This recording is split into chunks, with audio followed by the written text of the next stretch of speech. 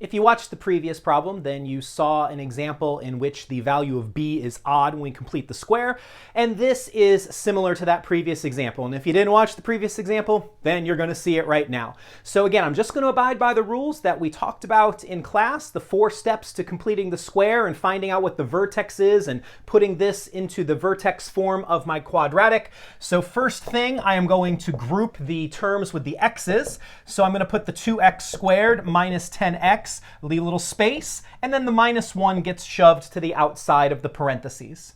Now I'm going to factor out that value of a, and so in this case that is 2, so I factor out the 2, and when I factor out the 2 out of the 2x squared, I have x squared. When I factor out the 2 out of negative 10x, I have negative 5x, then I'm going to leave my space, and then minus 1. So here's the completing the square step. I'm going to take a half of the negative 5, and I get negative 5 halves. And when I square negative 5 halves, I get positive 25 over 4. Perfect. So again, like the last problem we saw, this causes us just a little bit of consternation because fractions tend to scare us just a little bit. So now, remember, because of the distributive property, I can't just subtract 25 over 4. I have to make sure I take into account this 2. So what I've really done to the function is 2 times 25 over 4. 2 times 25 is 50 over 4. 2 times 25 is 50. Denominator stays the same, which reduces to 25 over 2, or 12 and a half about. So I added 25 over 4, so now I'm going to subtract 25 over 2. Hopefully you can see that. Let me push this a little bit this way. I can write this a little bit better. 25 over 2. Beautiful.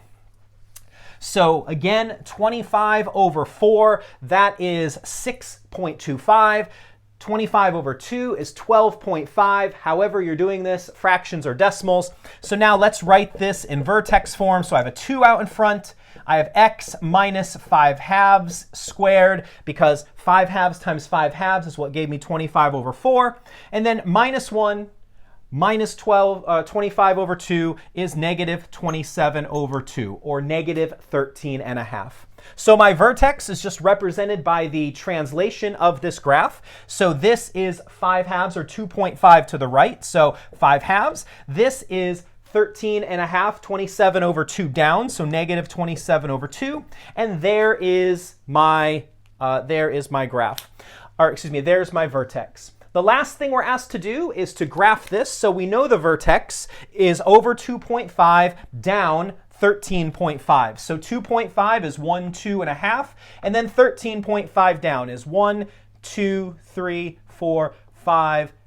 Hang on. 1, 2, 3, 4, 5, 6, 7, 8, 9, 10, 11, 12, 13. Let me add another dot for a half. So here we go. So 2 and a half is 1, 2, 3, 4, 5, 6, 7, 8, 9, 10, 11, 12, 13, and a little bit more. So right about here, if my perspective is okay.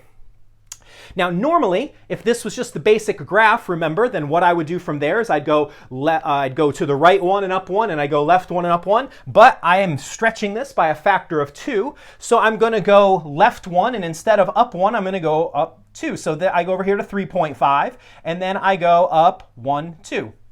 And then I go right, and I go up 1, 2.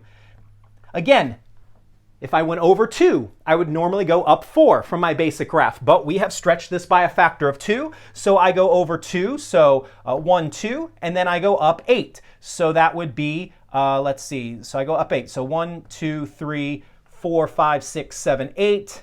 There we go. Right about here. Yep, right about here. And then we'll do the same thing when we go back 2. So that'll be right at a half. So that right there is my sketch of my graph, and that is how you treat it when the value of b is odd and you end up with some fractions.